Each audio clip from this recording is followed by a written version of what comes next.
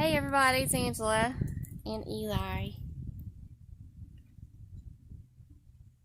And we're out here making a little container for the barn kitties to sleep in. Keep them warmer than the barn does because we don't have straw down in the part that they live in. So until I've got a rescue friend, kitten rescue friend, that has a really thick styrofoam container that she duct tapes the pieces together, the top and the bottom together, and then you can put straw inside of that and keep them warm. But it's supposed to get cold tonight, really cold, and tomorrow, and so I'm going to go ahead and make this for them until she can bring that other one over here. So this is what I'm doing. I know you guys have probably seen this idea before because it's a pretty common thing if you have a cat that's outside, but it's something that I thought I'd share with you since I'm doing it.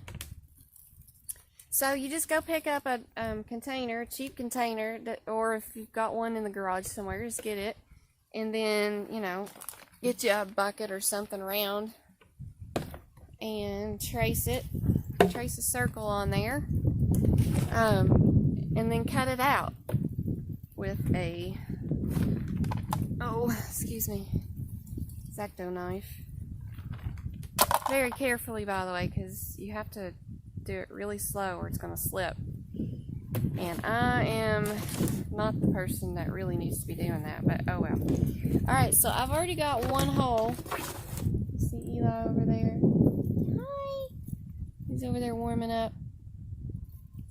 I already have one hole here, and that is on the end for a reason, because I'm going to cut another hole on the opposite end, on the opposite wall, so you can see where the hole is, and then I'm going to cut the other hole over here.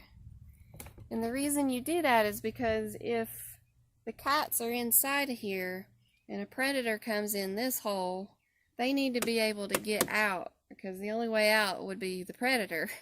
So this gives them a back door and keeps them safer. So I'm going to fill the inside of this with a bunch of straw, which I'm sitting on. It's just compressed straw from Tractor Supply. You can use shavings or, you know, whatever, stuff like that. Another thing that you can do, which I'm not going to go to the expense of doing because I'm getting that other container soon, is you can go ahead and buy a smaller storage container to go inside of this one, and then you have a gap between the two that you can fill up completely with straw, and then you can put straw on the inside of the smaller container, and that just gives an extra layer of insulation, I guess you could say. It's a great idea, and if you've got the containers already, go for it. Again, I'm just going to make this simple so that we can get them something in the barn for tonight and tomorrow while it gets cool. And I used one of these on the back porch here last winter for Jewel, which was our first barn cat, who now likes to live inside. But I would leave it on the back porch by the door because sometimes during the day she would want to stay outside instead of in, and that would give her a nice place to hang out out of the wind, and if it were to snow or something. So, you know, add 2 or 3 of them if you've got more than one cat.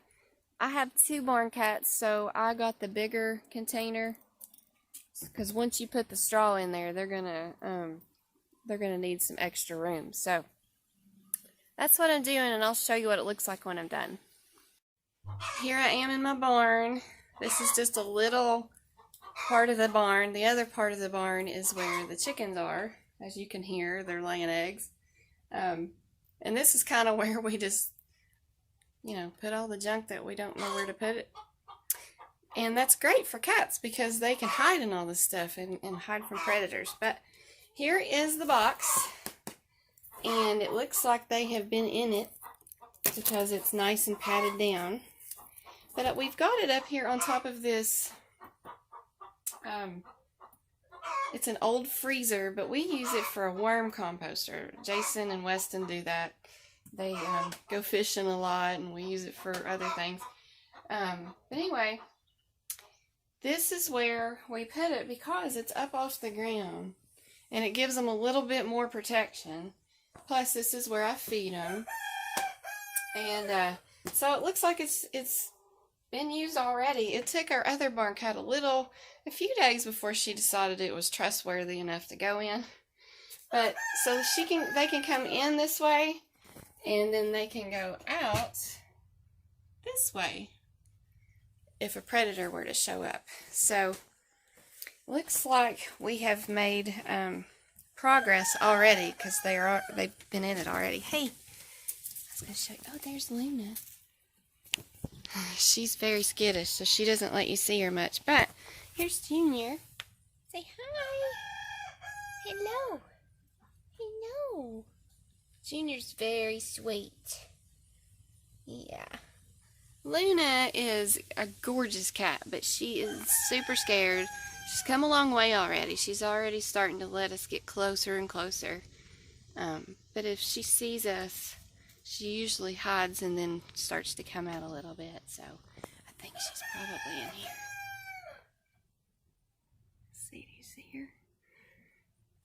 She hides back here behind. Yep, there she is.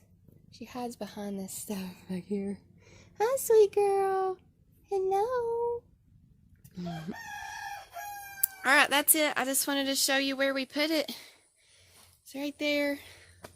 And hopefully you find this useful if you have some barn cats or if you're thinking about it. I would really highly recommend definitely finding a little feral rescue in your town where you can adopt a couple of these little sweeties and just put them to work. So we'll talk to you guys later. Hi, Junior. Here you go, buddy. Hey, you gonna play with your string? You gonna play? Where's sister at? I bet I know where she is. Is she in there? Is she back there somewhere?